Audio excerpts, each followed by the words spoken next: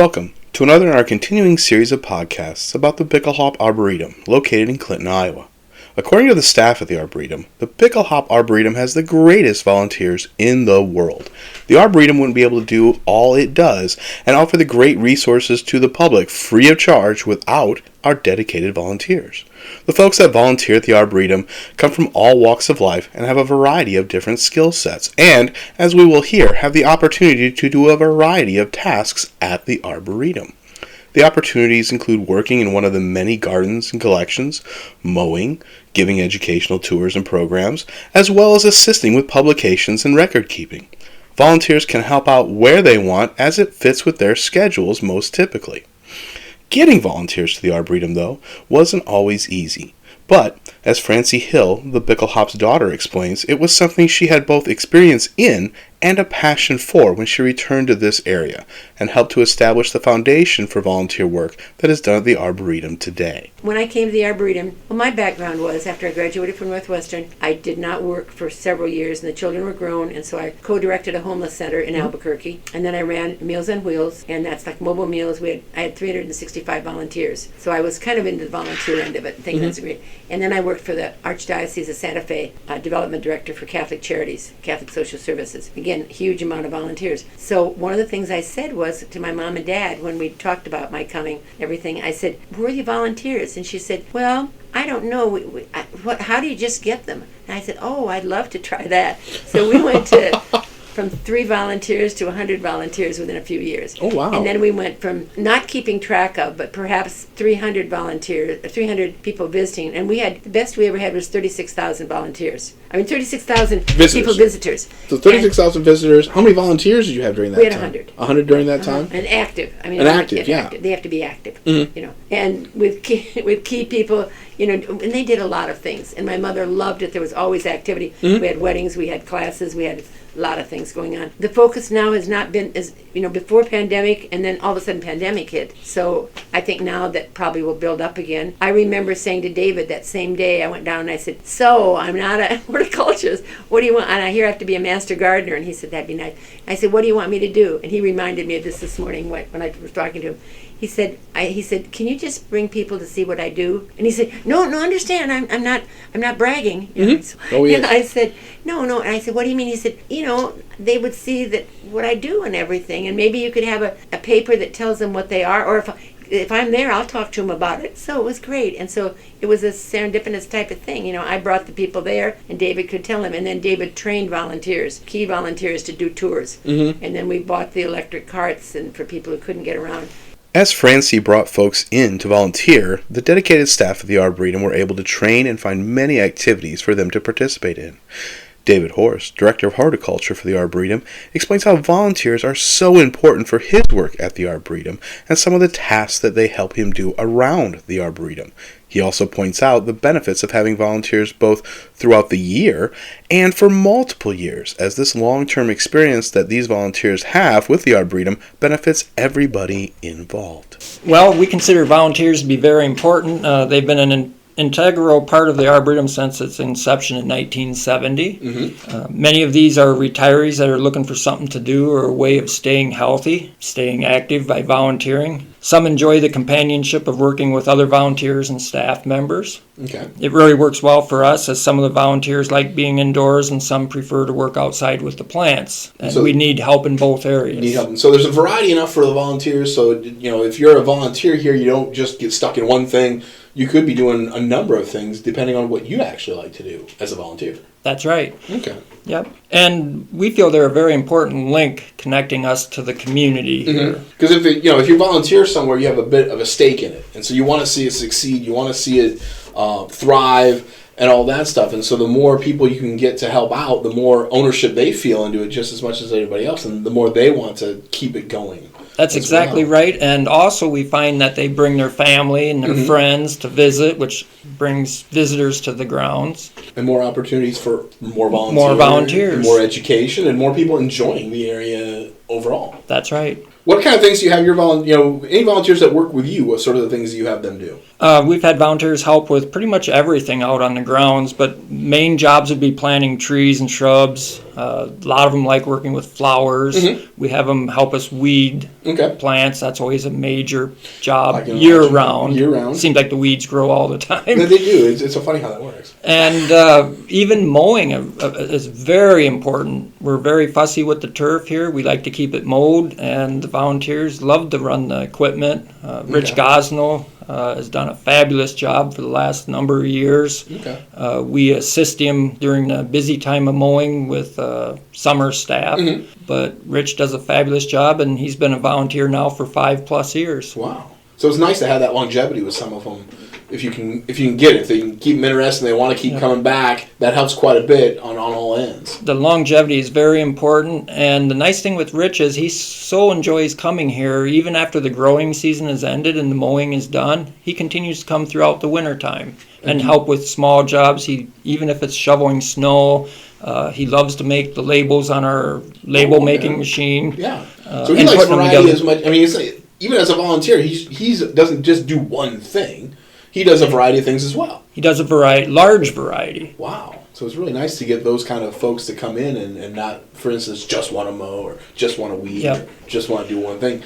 To get those folks that like to do a little bit of everything as well is a plus. They're welcome to come. We welcome them if they only want to do one thing or if they only want to come once or twice a year, but we love it when they're like Rich and they're dedicated and come every week. Nice. Does he come every week? Yes. Wow. Does he have a schedule? No, it's pretty much up to him, but he lets me know when he's coming. Let you know. Okay, so he just he doesn't just show up. Like, here, dude. Like, I'm not ready for you, Rich. And the nice thing about Rich, where he comes all the time, is he knows from time to time what's up next to do. Oh, okay. So he's got a schedule. He knows sort of what kind of things happen during the season where, okay, you guys are going to need work on this part of the Arboretum now to get it ready for folks coming in, or we got this coming up, or this is what's blooming now, so this is what we need to not touch as much as we need to go over here. Exactly. Nice. That is helpful. That's very helpful. Because a lot of people you have to show that to, and then if you're only there for a few weeks, off they go, and then you start all over again with somebody else, and okay. All right. And we've also had volunteers come as a group, too. Okay. Different groups in the community, scouts, school groups. Prince of Peace is a major one. They come every year, sometimes twice a year. Wow. When they're doing their community service for different groups. The Arboretum's on the list. We'll get anywhere from 5 to 10 students and an instructor. Typically for most of the day, they'll bring lunch and eat here, and we work all day, and we get a lot accomplished that way. Nice. So we do get individuals. Sometimes we'll get a husband and a wife or a family come, or we can get a large group to come. As David explained the importance of the volunteers that help him do work outside, Margo Hansen, former director of programs for the Arboretum, talks about some of the work that goes into recruiting and maintaining the volunteers that they have there. She also talks about some of the work she does with the volunteers, especially in the educational programs that the Arboretum does for the public, as well as the elementary children in the area.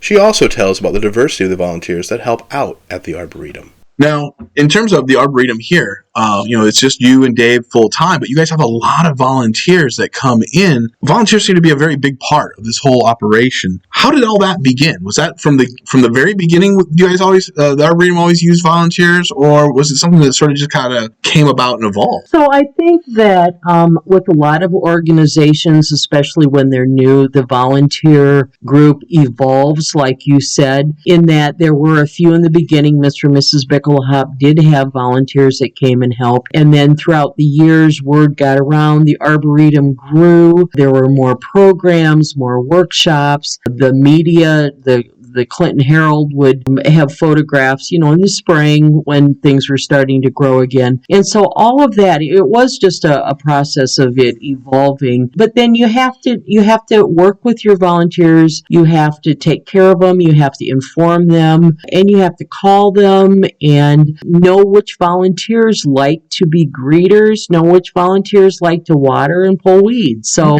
you have to fit the person to the job and what they like to do and what they're good at. And a lot of times people think, well, the Arboretum is just pulling weeds, but it's not.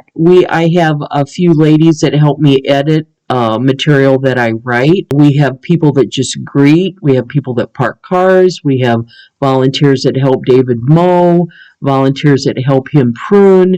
So we do have a whole different list of jobs, and we make it fun. Mhm. You know, it's not a chore. It's fun. It's a great way for the community to share in the glory of the Arboretum. So it sounds like there's just as many different tasks that you have volunteers do as the amount of tasks you do almost on a daily basis. There's Right. a lot of variety there. Yes. You don't get set into just one thing, No. even as a volunteer. And even if you are doing one thing one day, there's a chance you could be doing something different the next if that was of interest to you. Definitely, yes. And because the seasons change, you know, in the spring we have spring cleanup, and it's fun to see the blossoms come out.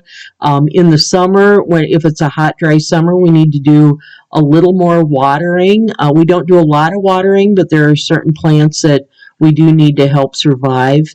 And then, of course, in the fall, we have the fall cleanup. And so it does change with the seasons. It does change with the programs that we offer. We also have a wonderful group of volunteer ladies, for the most part, that help with our No Child Left Inside. And those volunteers actually teach the elementary students that are bused here, the classes, teach them a lesson and then tour them around the grounds. So volunteering is touring also. So there are a lot of things involved. So what type of people volunteer here then at the Arboretum?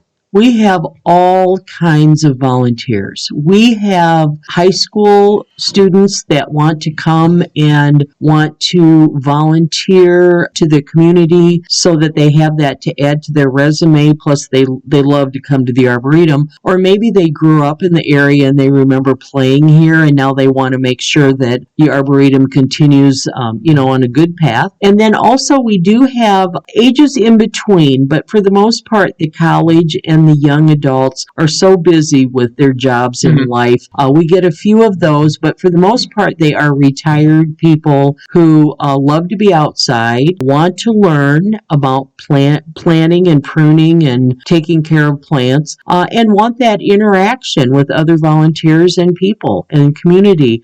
And so it's just a nice blend of all types of people, male and female, and some people physically can't do a lot of physical work. So then we have people that drive golf carts, people that give tours, people that check people in and greet. So they're all levels of work and volunteering that needs to be done. And so we just really try to match the job with the volunteer and make sure that it works best for them. So there's no special task or special skill a volunteer has to be able to volunteer here. There's something for just about everybody. Absolutely. You could just sit here and smile if you wanted and just say, hello, welcome to Bickelhaupt Arboretum.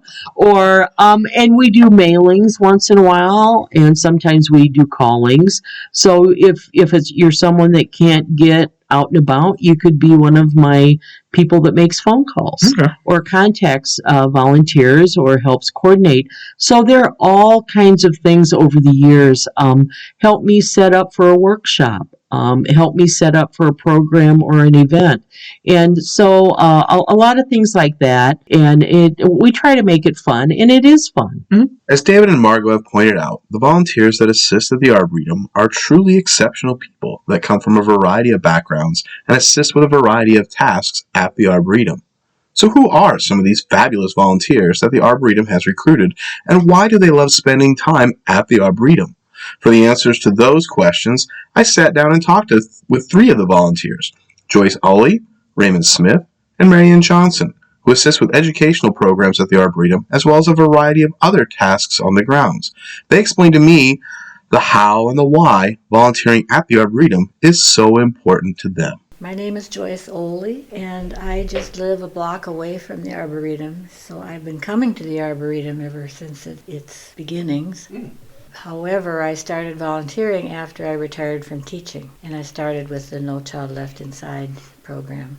Did some cleanup kinds of things in the beds over the years, but started really big time in that last year. So that's my main thing to volunteer for now.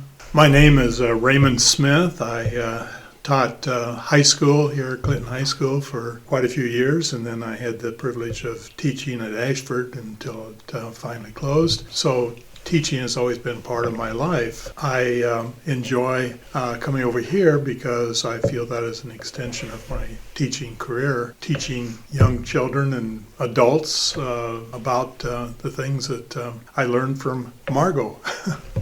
I'm Marian Johnson. I retired from Mount St. Clair College about 2002, and that's when my husband and I both, as far as volunteering here is concerned, came to the Arboretum. It was through the Master Gardener program that we got into some activities that were going on in volunteering. I also did No Child Left Inside, and also I also helped with the herb garden when it was first planted. I was involved in that, and also with the butterfly garden. So I've been different programs involving students, I guess, as much as I could. So you heard about it through the Master Gardener program. Where did you hear about volunteering here at the Arboretum? I think I just showed up. You just showed up. Wasn't even word of mouth. You just walked around, so that's a place to go. And you said you were a neighbor. I was a neighbor and a friend of Francie's. Okay. And so she kind of roped you in that way. Well, didn't take much Take much of a rope. So for the No Child Left Inside program, it does take a lot of volunteers to tour the students around the grounds. But what has happened over the years is many of them are retired school teachers, and when they know a friend is going to retire, they say, hey, come and help us at the Arboretum, and come volunteer at the Arboretum. So I think word of mouth through friends and fellow teachers have gotten more volunteers here, and because they're teachers, they really want to see the learning process and continue with that on a different level. Yeah. So we have gotten a lot of volunteers just by teachers asking teachers they know are going to retire to come. Joyce is a good recruiter. Joyce is a good recruiter. All right. And it sounds like what drew all of you in, at least to the aspect of the volunteering that you guys do here at the Arboretum, is that educational background, that wanting to take something that was being done here already and applying your educational backgrounds to helping it further move forward and get other people interested and get other people moving on and that sort of thing. So what drew you all to want to volunteer here? I would say myself, probably that I have the time, as a retiree, and it. I guess I get the feelings that I've been doing this all my life, working with people in different areas, and so it's just kind of a natural. And I might segue off of that a little bit. I grew up on a farm. I knew where carrots came from. I know where milk comes from. I know strawberries come from. Yeah. And where the food living in a sort of semi-urban, I guess you'd call this community. Kids just don't know that. Adult programs we've had all along that Francie and the Mr. and Mrs. Bickelhaupt actually had winter awareness programs where they brought in speakers and volunteers would help, greet and help set those up. A number of different workshops that we would do, volunteers would help get things ready and set those up, and then often offer a tour. We would offer golf cart tours, and so I would take some volunteers around and give them my spiel so that if they had a tour, they could know of different things to point out on the grounds. And so over the years, we've just had many different types of workshops and educational programs for all ages. And volunteers do help, water. They do help pick up sticks. They help greet. I do have a few that help edit things that I write and help with brochures and things like that. So there are all kinds of volunteering opportunities here at the Arboretum. A lot of times they think, it's just pulling weeds. And that's not the case at all. There are all different kinds of volunteering and all different amounts of time that you can spend. You can just help with one or two events, or you can come back. We had one lady that just watered every week on a regular basis, certain gardens. So a lot of different opportunities. I think my reason for being a volunteer here is it's an opportunity to be outdoors in nature. As soon as it gets warm, I want to be outside all day long. And it doesn't take all day if you're a volunteer. I mean, you can spend an hour doing something really important, and it seems like I get fed. I'm doing something for somebody, but I'm the one who benefits. Okay. And I think just being in nature is worth a lot. So even if you just want to walk through. One local school, Prince of Peace, has a community work day, and they bring their they bring their students, and we have a number of volunteers here that are coordinated with the students, and we have a project. So one volunteer will take 2 or 3 students and go work on something at the Arboretum, and we have a whole list of things, and it's generally done in the spring and the fall, and it's just really fun. It's fun for the kids. They're helping the Arboretum. They're out of the classroom, and they're doing something for the community. So and we have had other groups that have come, church groups that have come and helped with the community service day in helping here on the ground. So we really appreciate it, and I think we all benefit in the end. So for these groups, it's not just an educational opportunity in some cases, it's also a community service opportunity. Exactly. And a way to be part of a larger community that maybe at times they didn't exactly think about, or at least hadn't thought about it at another time. So. Right, correct. I think one other thing is just to realize that the influence of the Arboretum goes beyond Clinton. I mean, I remember taking a group from Cedar Rapids. There's a garden club, and Davenport has a garden club that comes up here often. And I think Dubuque has one here Dubuque too. and Peoria, Macokota Garden Club comes down. I know there's been several garden clubs here that have been present.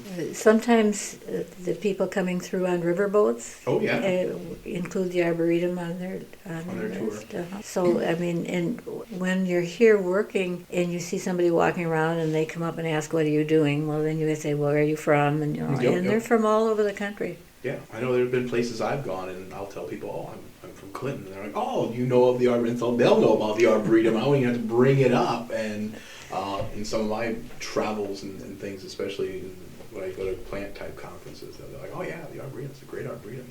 A lot of talk about the conifer collection and things like that. I want to add some things, and these people have all helped in different gardens. Joyce's husband makes the Leopold bench, and he had a workshop where he put together, I mean, I now have a Leopold bench because of that experience, and then you talk about Leopold, et cetera, but he's done a lot with the helping and cleaning up and the benches because he's a good carpenter, not by my trade, but just this spring he's been fixing up a lot of the benches, and then they're going to clean them up, and so they're going to look really nice for this. So there is an opportunity for people who have a talent to. Yeah. Now I'll mention my husband, who we came here because he liked, as I mentioned, that's how I got involved with the Arboretum, through my husband coming here, and he wanted to work with plants because he liked, that was his thing. And he ended up making the little, the little labels. But towards the end, he helped with cutting the lawn. And I mean, he just loved to get out there. And I mean, not that this has anything to do with. But I mean, what we're saying is there's volunteer opportunities, not just in the education part of it, but for all aspects. Whatever you're interested in, there's a pretty good chance that there is a volunteer opportunity here at the Arboretum that you could be involved in. Right. And that could help both you and the Arboretum out. One volunteer I don't think we've had very much is helping David shovel snow. So if anybody wants to come and help David shovel snow, give us a call. That one might be a little bit more difficult. Okay, give us a call. As we can see, the Arboretum does have some of the greatest volunteers in the world. With no shortage of experiences a person could have while volunteering at the Arboretum, and an eager staff that is willing to train and work with flexible schedules. Both the Arboretum and the volunteers get the best of both worlds in this type of partnership. My many thanks to Francie Hill, David Horst, Margo Hansen, Joyce Oley, Raymond Smith, and Marian Johnson for sharing their time and insights with me for this podcast, as well as to Otis Welch for the musical selection.